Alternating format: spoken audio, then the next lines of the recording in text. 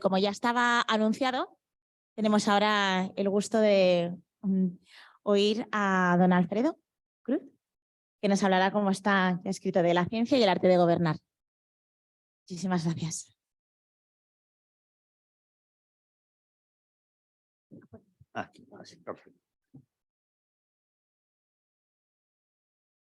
Muchas gracias. Bueno, muchas gracias a don Ricardo, a profesora Elvira, a don Lorenzo, a los organizadores por haberme invitado a dar una sesión en esta jornada.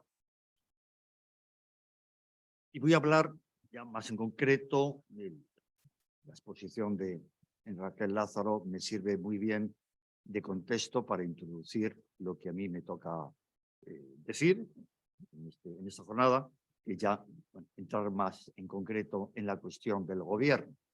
Y digo que lo que ha expuesto Raquel Lázaro me sirve muy bien de introducción porque ha señalado uno de los problemas actuales más importantes para entender el gobierno y que al mismo tiempo es uno de los rasgos más característicos de nuestro tiempo, que es el individualismo. El individualismo. Aristóteles, como he sabido, tiene dos definiciones fundamentales del hombre, que son, por una parte, entender el hombre como un ser de logos y entender el hombre como un animal político.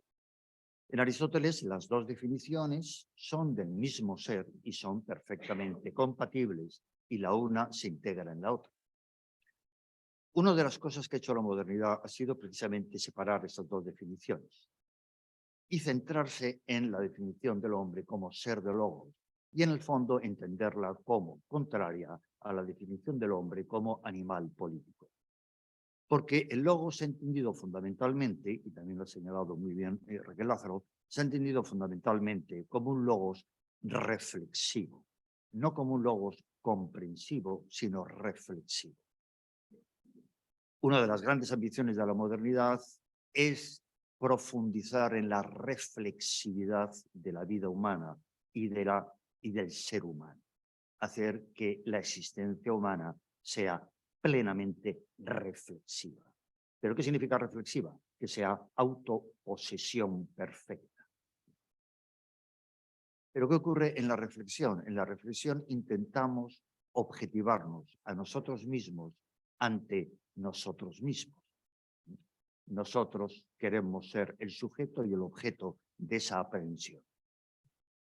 Pero cuando nos tomamos a nosotros mismos y para entendernos nos ponemos delante de nosotros mismos, nos curvamos y nos miramos a nosotros mismos, nos estamos objetivando poniendo delante de nosotros.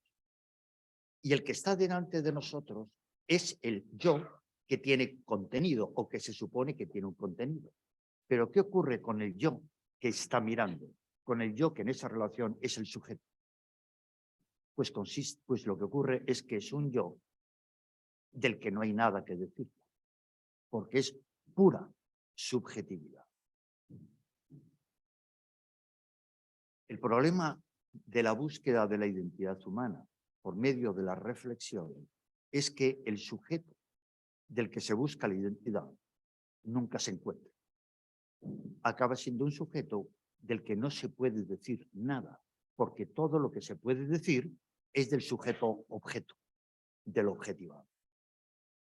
Pero la pregunta ¿por quién soy yo? Siempre es la pregunta en el fondo por el que en esa relación es la mirada, no el que es lo visto.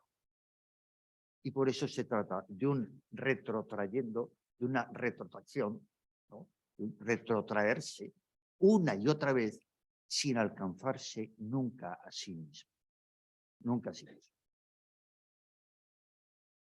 Esa reflexividad es tanto una pérdida de identidad del que es sujeto agente y una pretensión también de emancipación de aquellos ámbitos en los que yo estoy, a los que yo pertenezco.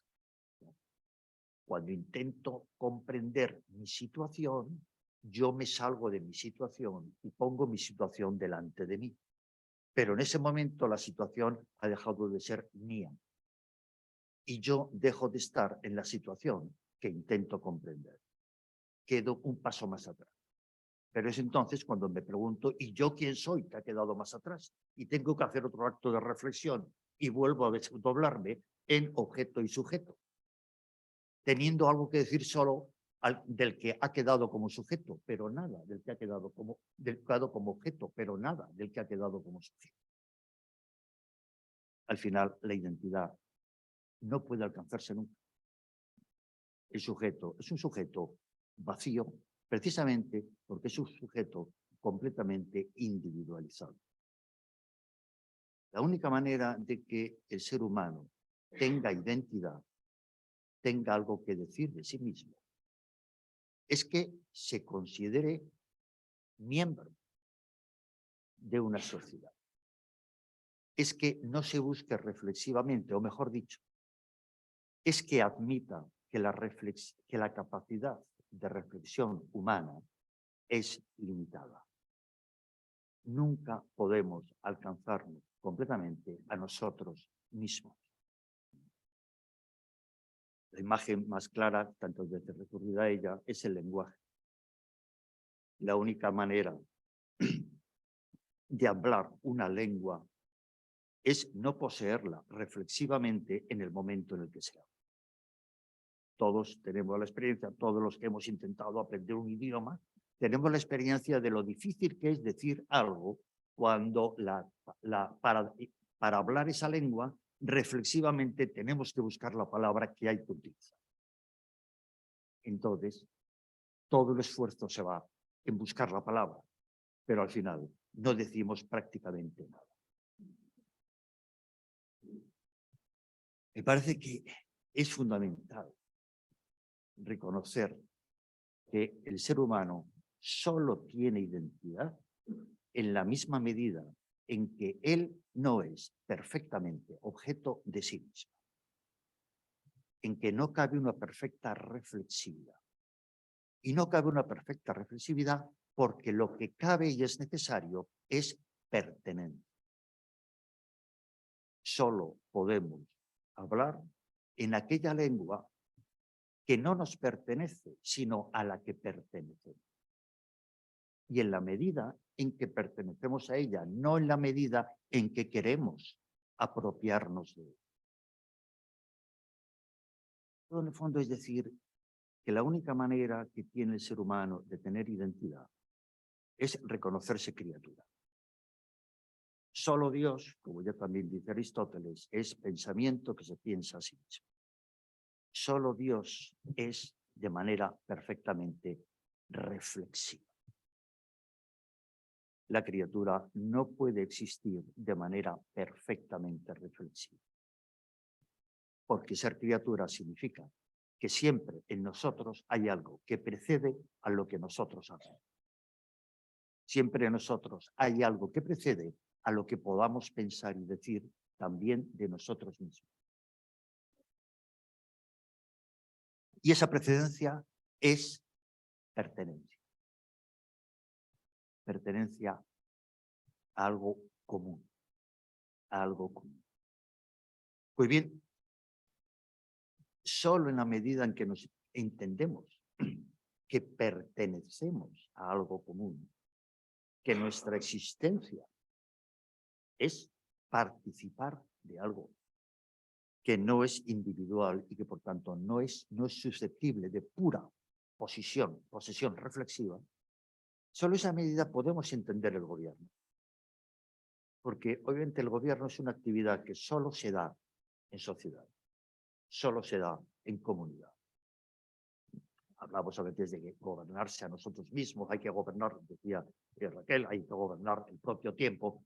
Bien, me parece que es un uso válido, pero simplemente analógico del término gobernar.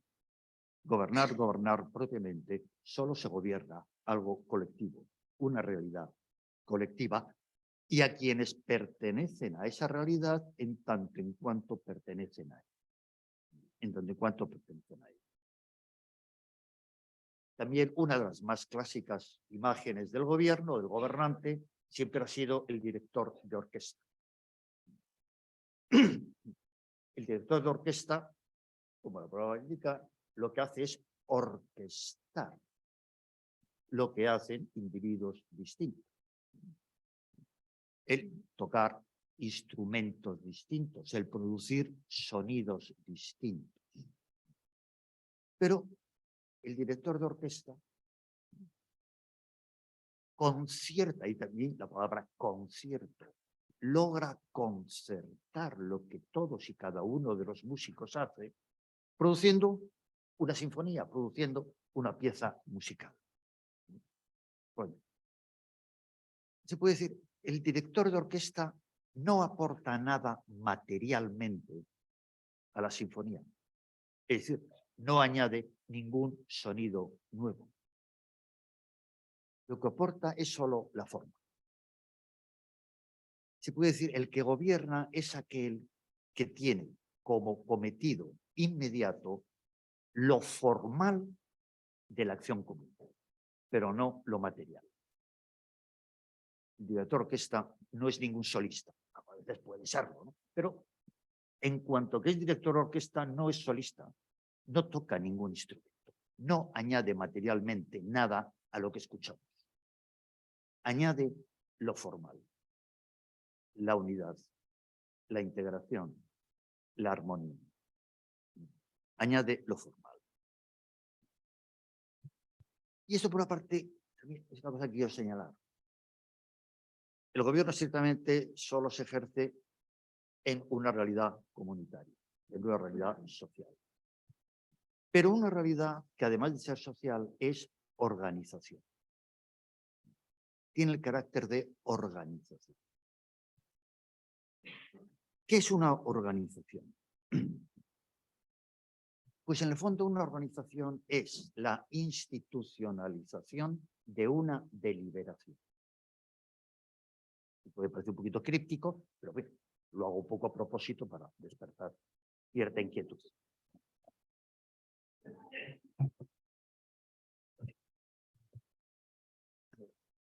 ¿Cuándo deliberamos? Deliberamos cuando queramos llevar una acción a cabo. Se delibera sobre el fin que se quiere llevar a cabo. Pero dice Aristóteles, deliberamos hasta traer a nosotros el principio de la acción. Cuando queremos hacer algo, vamos desde lo que queremos hacer hacia nosotros, desglosando ese fin en sus medios, hasta detectar que buscando los medios, al final, o mejor dicho, en el principio dinámico de los medios, estamos nosotros. Ah, entonces sí, puedo hacerlo. Puedo hacerlo.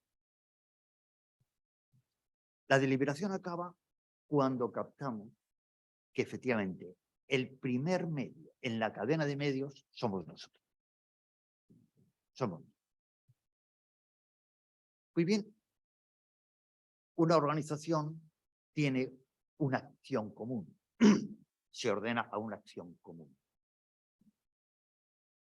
Cuando queremos llevar a cabo una acción común, deliberamos cómo habría que hacerla o qué habría que hacer para llevarla a cabo. Es decir, desglosamos esa acción en sus medios. En sus medios. Bueno, si queremos hacer esto, habría que hacer esto y esto, pero necesitamos antes esto y esto, y aquí, y entonces esto supone haber conseguido esto y esto y esto, y esto. Bueno, estamos desglosando la acción común en sus medios. Y estamos desglosando el sujeto de la acción también. Al final de la deliberación, sabemos en qué consiste la acción, en su articulación y en qué consiste el sujeto como sujeto de esa acción. Sabemos qué tenemos que hacer para alcanzar ese fin común y sabemos quiénes tenemos que ser para que efectivamente, al final de la deliberación, el primer medio seamos nosotros. En la deliberación de la acción común se desglosa el fin en sus medios y se desglosa el sujeto común en sus sujetos particulares, en sus participantes. La organización es la institucionalización de esa misma deliberación. Esa deliberación la fijamos, la objetivamos en la forma de una organización. Una organización.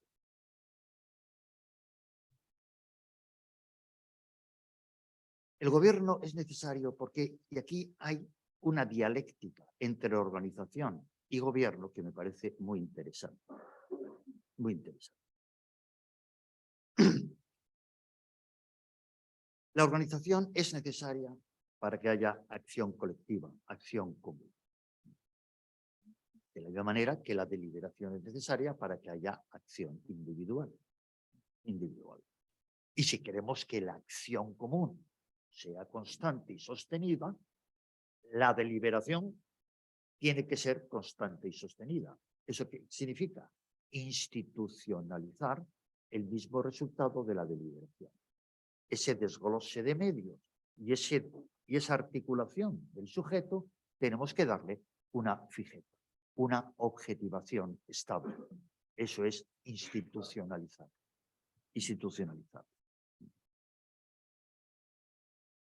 La organización es necesaria. Pero, ¿qué ocurre? La organización nunca es suficiente. O mejor dicho, no es autosuficiente. Con la organización no garantizamos la dinámica de la misma organización. La organización no es un dinamismo automático, autónomo, ni es un dinamismo perfecto. Por una parte, la organización no es necesaria, autosuficiente, es necesaria, pero no es autosuficiente, porque nunca es perfecta en su diseño. Siempre se puede mejorar. Como es la objetivación estable de una deliberación, hay que estabilizarla. Pero en verdad las circunstancias en las que actúa esa organización no son estables. Por tanto, la organización hay que rediseñarla permanentemente. Es distinto cuando la deliberación es una deliberación subjetiva en cada momento. Entonces, se adecua a las circunstancias del momento. Cuando la misma acción queremos hacerla en otro momento, si las circunstancias han cambiado, volvemos a deliberar. La deliberación no se ha hecho, no se ha objetivado, no se ha hecho estable, pero la organización sí. Y como la organización se ha hecho estable, se ha objetivado, pero las circunstancias pueden modificarse, la misma organización necesita siempre rediseño, necesita siempre retoque para seguir siendo válida de cara a la acción común.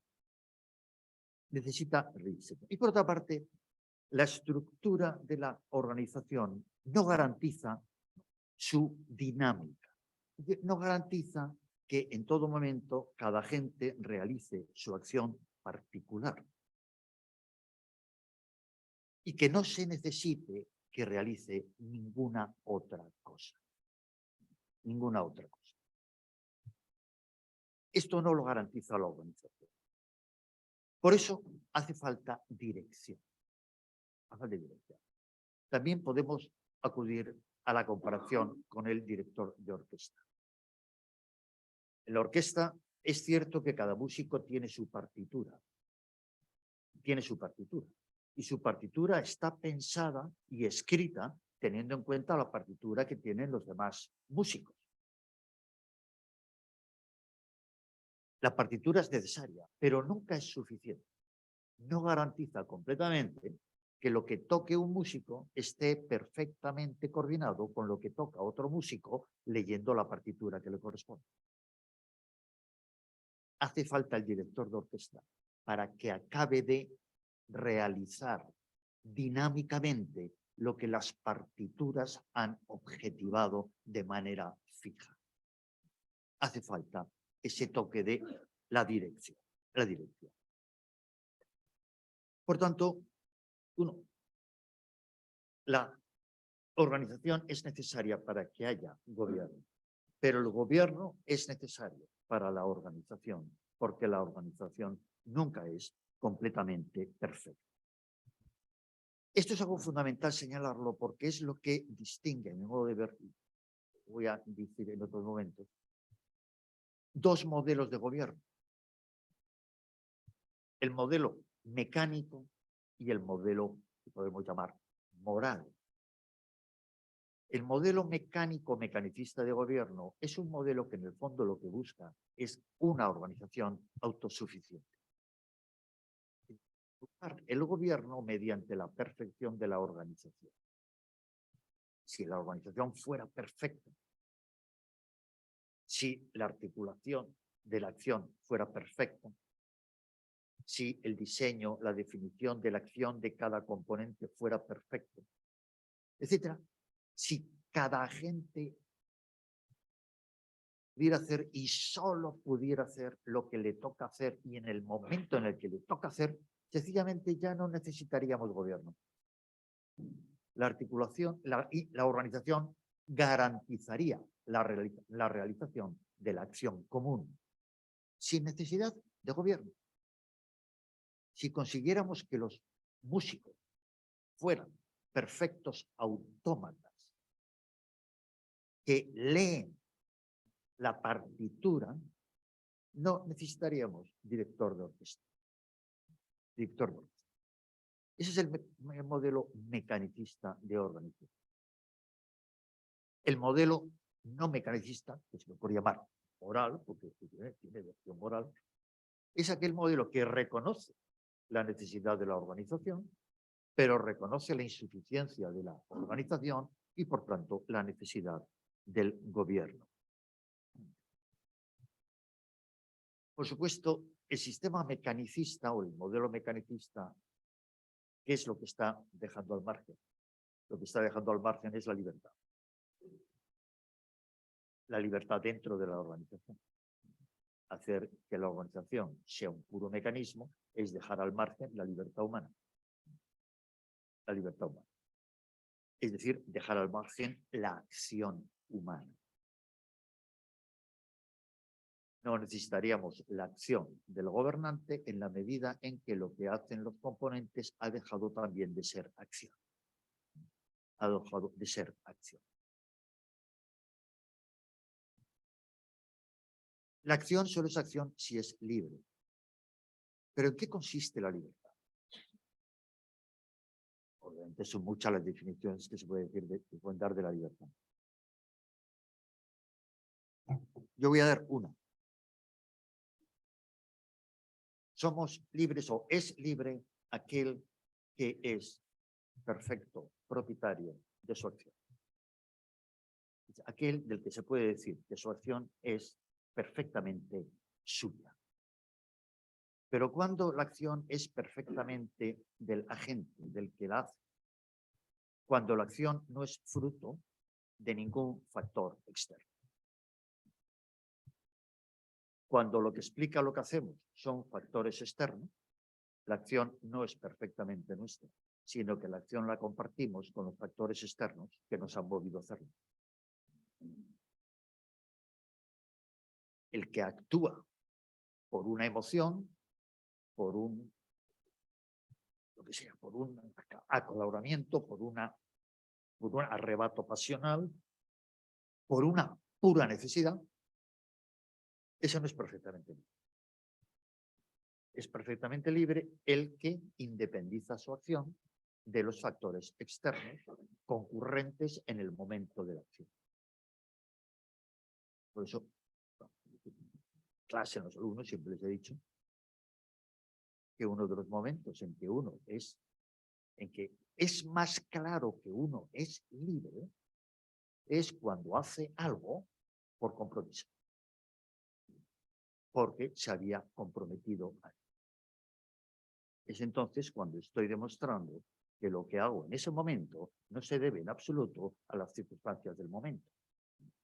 Porque el que promete hacer algo pasado mañana, es obvio que no conoce las circunstancias de pasado mañana. Y por tanto está anticipando su acción con independencia de las circunstancias que concurran en el momento de la acción.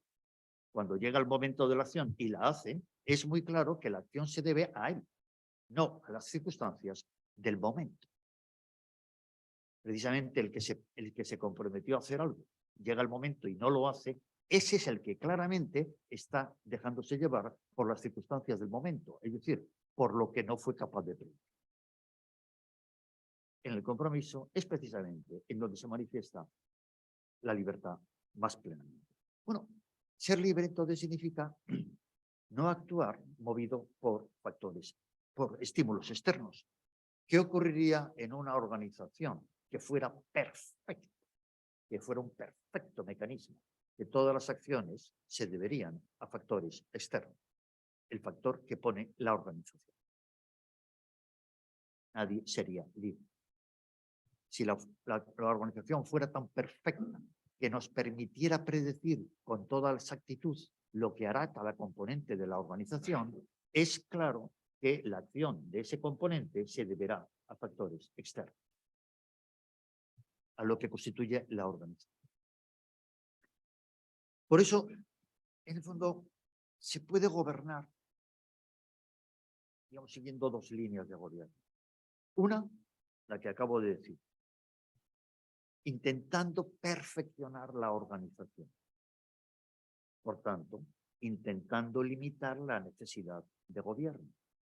Por tanto, limitando la libertad de los componentes de la organización. Cuanto menos libres sean los componentes de la organización, más predecibles serán sus acciones. Y si son más predecibles por mí, es que son menos decidibles por ellos. Y por tanto, tengo menos que gobernar. Tengo menos que gobernar. No tengo que estar tan atento.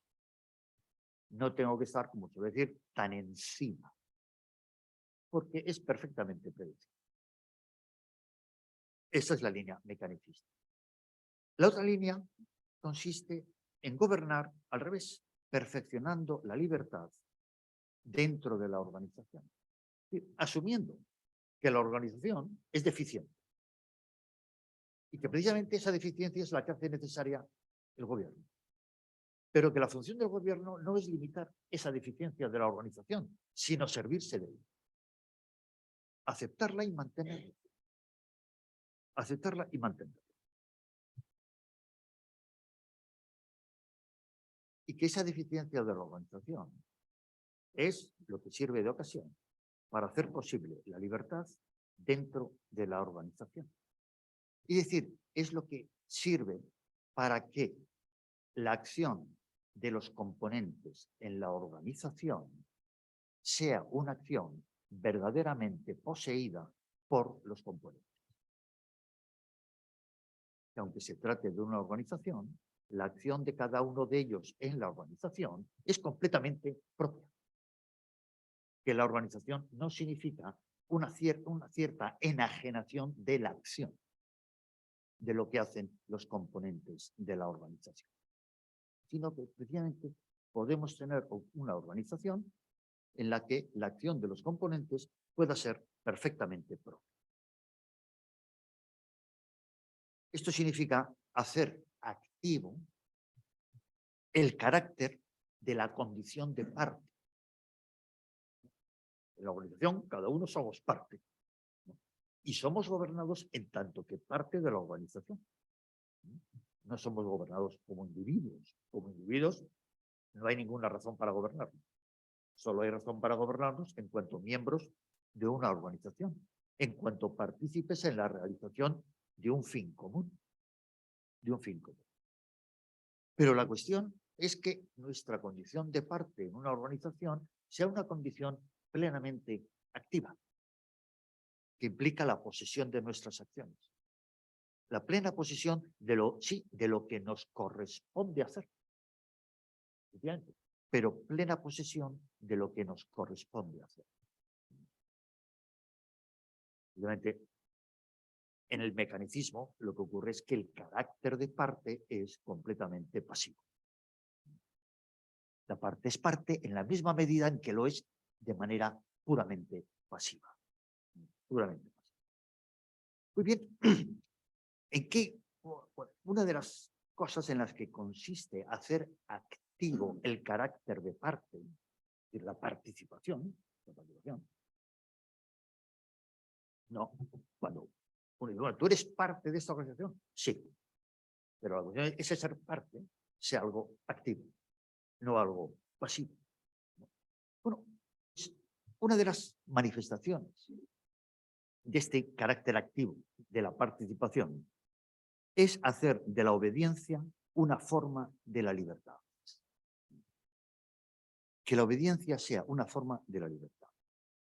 Dicho de otro modo, que la obediencia sea la forma de la libertad en la acción común. En la acción común.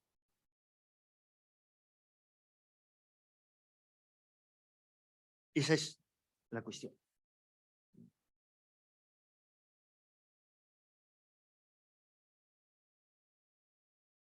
La acción que me corresponde en cuanto parte de la organización, realizarla, es obediencia. La cuestión es cómo esa acción es completamente mía. Soy pleno propietario de ella. Eso es libertad. Libertad. Que la obediencia no sea enajenación de la acción, sino la forma de poseer mi acción cuando mi acción es participación en una acción común. En una acción común. Esto consiste en entender la libertad humana, como la libertad de un ser social. Si antes ponía en comparación las dos definiciones del hombre que aparecen en Aristóteles, ser de logos, ser racional, y animal político, ser social. Bueno, ahora nos topamos con dos dimensiones del ser humano que hay también que conciliar: ser libre y ser social. Y darnos cuenta de que la única manera en que el ser humano, un ser social, puede ser libre es siéndolo socialmente. Solo en sociedad podemos ser libres. Otra de las paradojas y errores de la modernidad es haber entendido que la condición de la libertad es la individualidad y que la condición social necesariamente es pérdida de libertad. Decía antes, la libertad es la condición de propietario de mis actos. Soy libre cuando mis actos son verdaderamente míos, verdaderamente míos. Pues bien, ¿qué ocurre en la organización?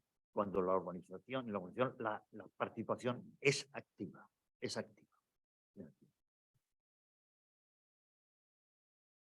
Pues que el sujeto, miembro de la organización, adquiere la capacidad de ser sujeto de una acción común. De una acción común. Es decir, la organización se convierte en la forma en que una acción no meramente individual puede ser plenamente mía. Plenamente mía.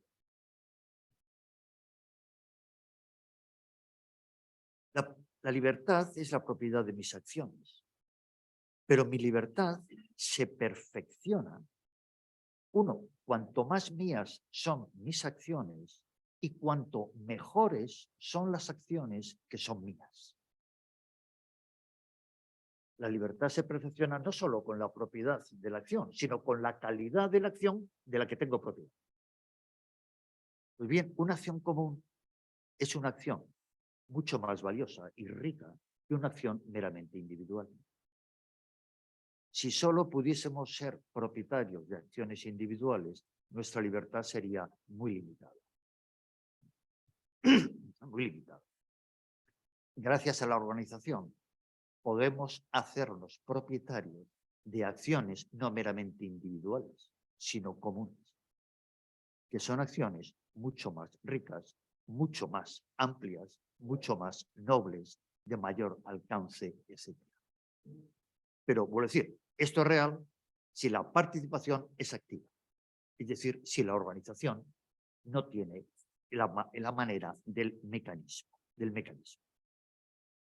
Otra vez, bueno, hay que volver a Aristóteles. Aristóteles dice, lo que podemos con nuestros amigos es como si lo pudiésemos por nosotros mismos. Y no hay nada mejor que podamos hacer que lo que podemos hacer con nuestros amigos. Bueno, esto lo añado yo.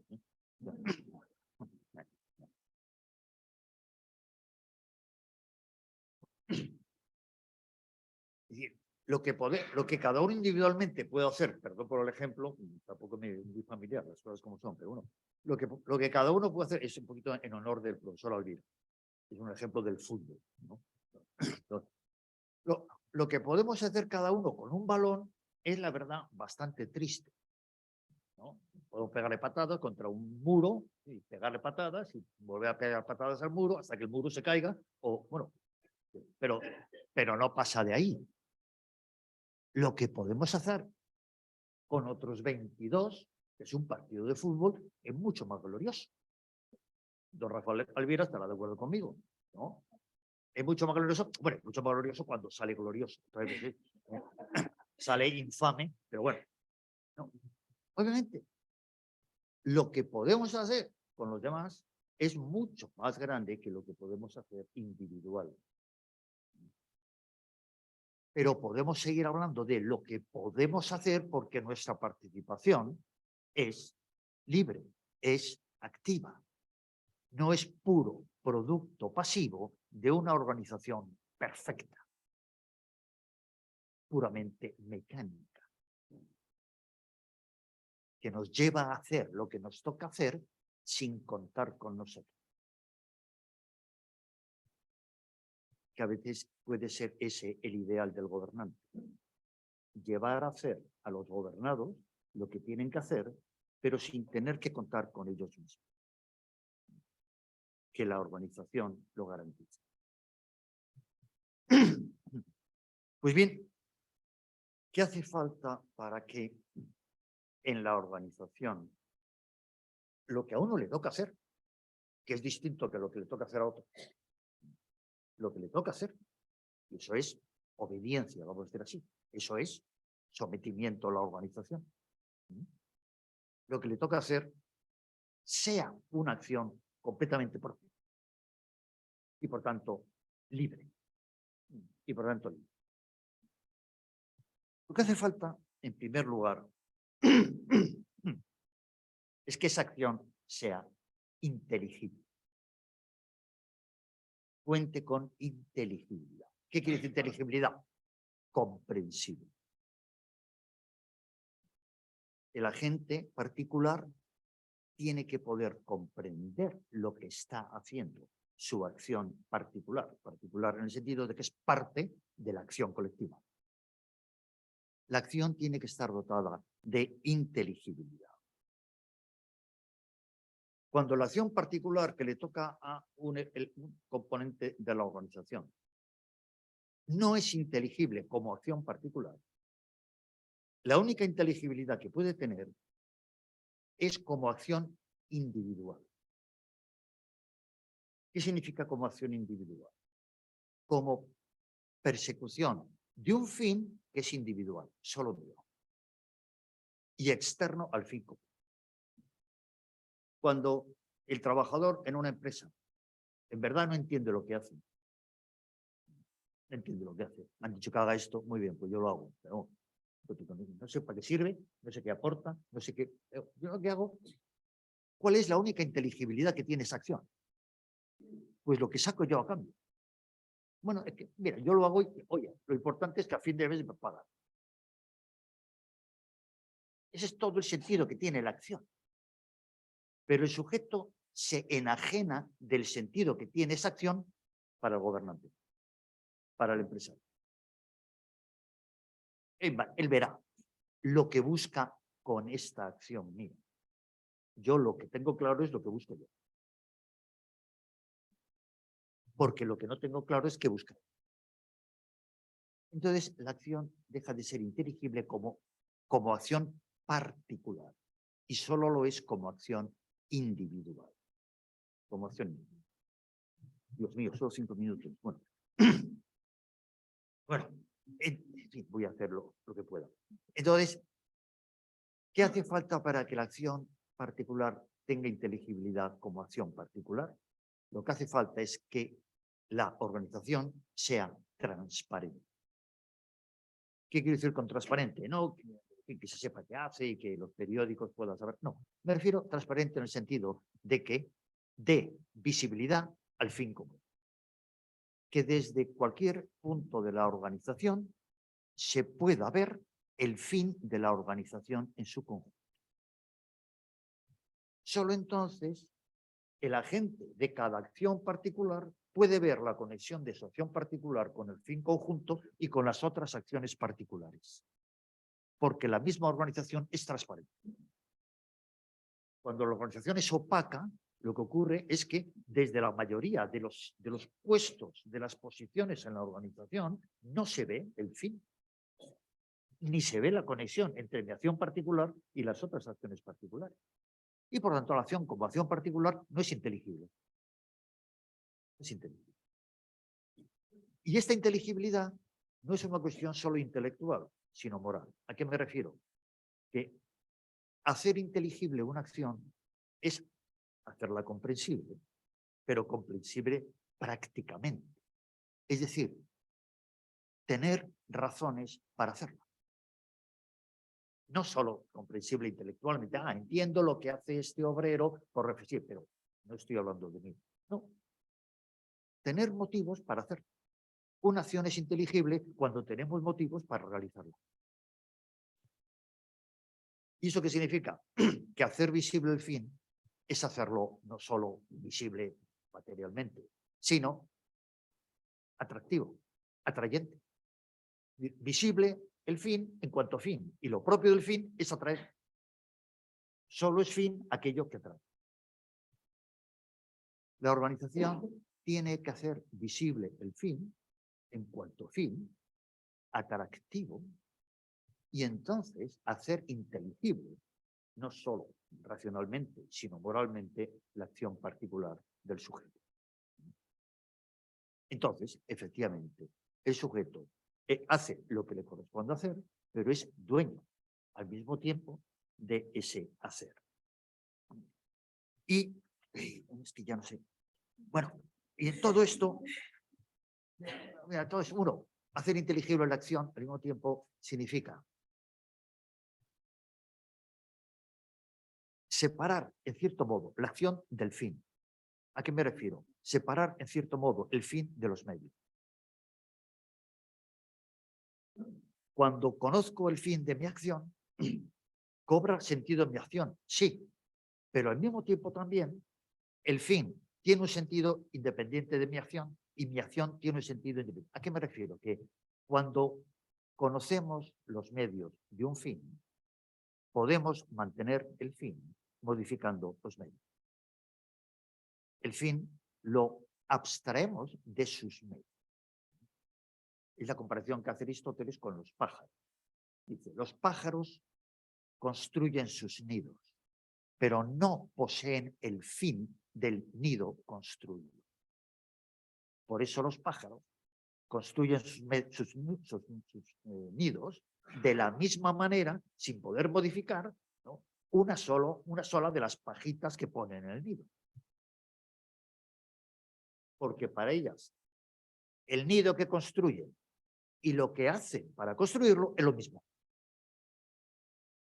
No hay abstracción del fin respecto de su fin.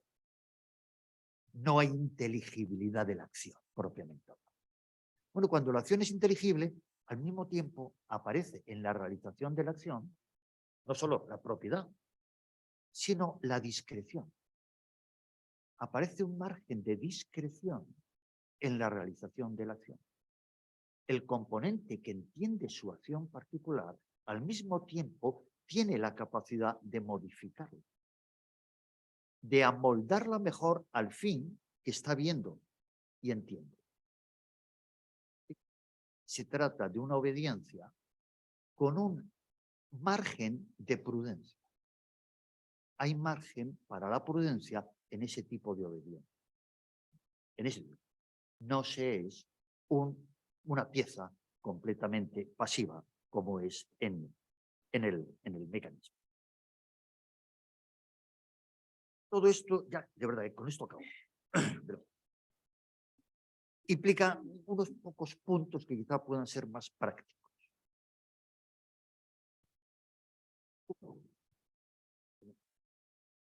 El gobierno implica, entonces, reconocer un límite de conocimiento en el gobierno mismo.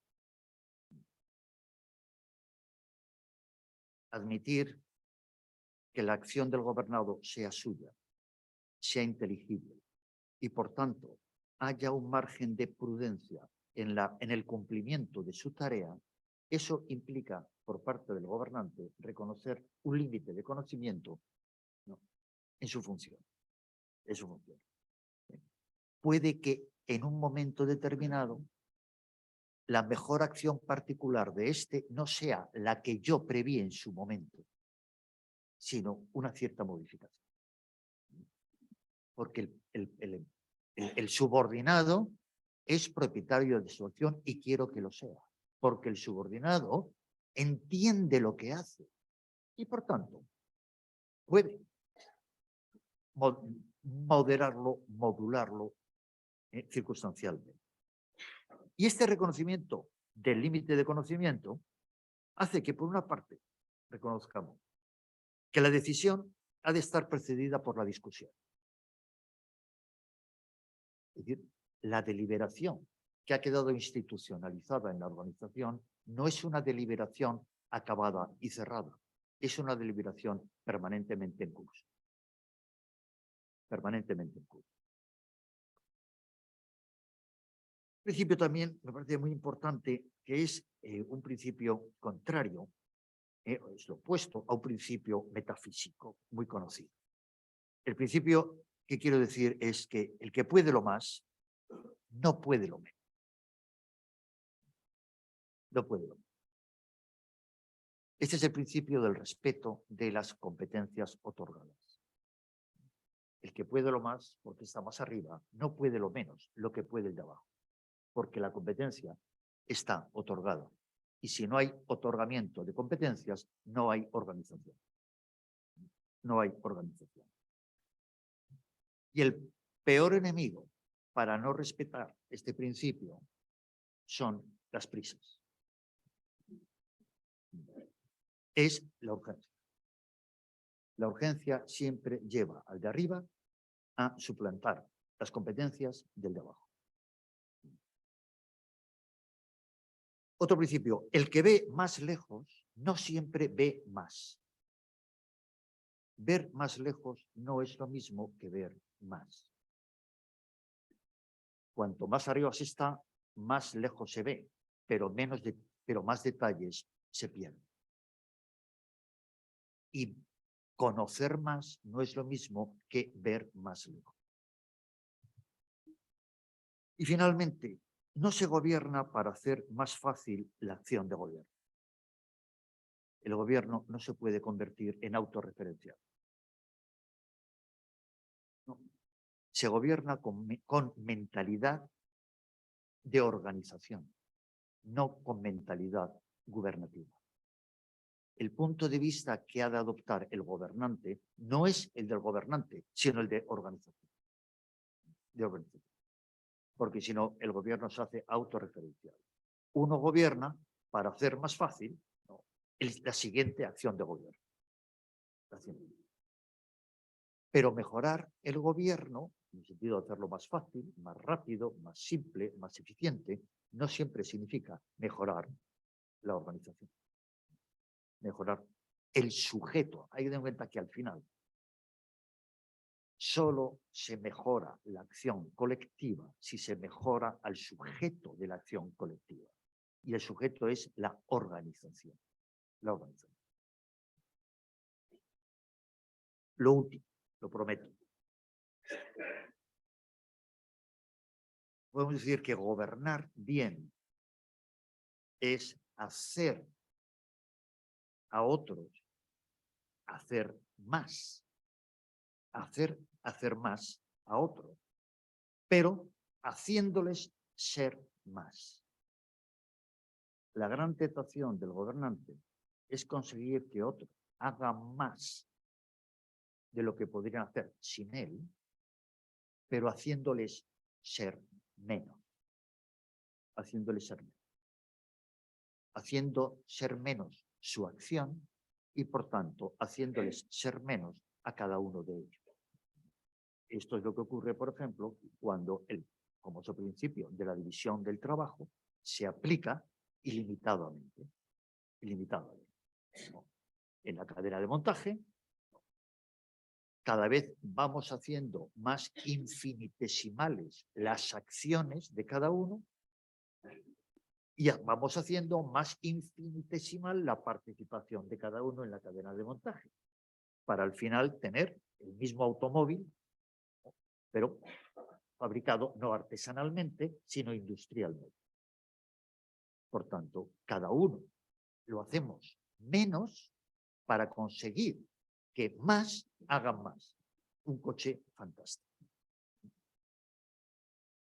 Obviamente, esa disminución de la acción de cada uno y de lo que es cada uno en la organización es lo que ya pone a todos los demás, a todos los sujetos y a todas las acciones en disposición de ser sustituido por las máquinas.